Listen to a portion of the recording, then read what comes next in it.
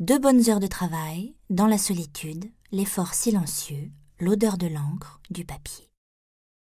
Le succès en octobre, le rire stupéfait de mon père, l'approbation d'Anne, la licence. Je serais intelligente, cultivée, un peu détachée comme Anne.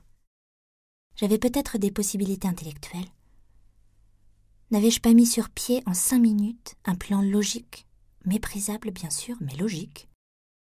Et Elsa, je l'avais prise par la vanité, le sentiment. Je l'avais décidée en quelques instants, elle qui venait juste pour prendre sa valise. C'était drôle d'ailleurs. J'avais visé Elsa. J'avais aperçu la faille, ajusté mes coups avant de parler.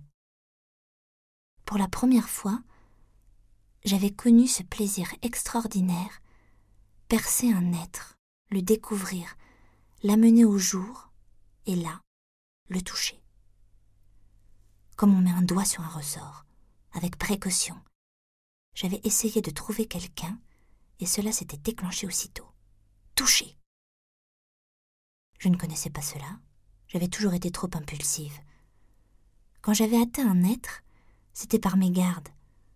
Tout ce merveilleux mécanisme des réflexes humains, toute cette puissance du langage, je les avais brusquement entrevus. Quel dommage que ce fût par les voies du mensonge. Un jour, j'aimerais quelqu'un passionnément et je chercherais un chemin vers lui.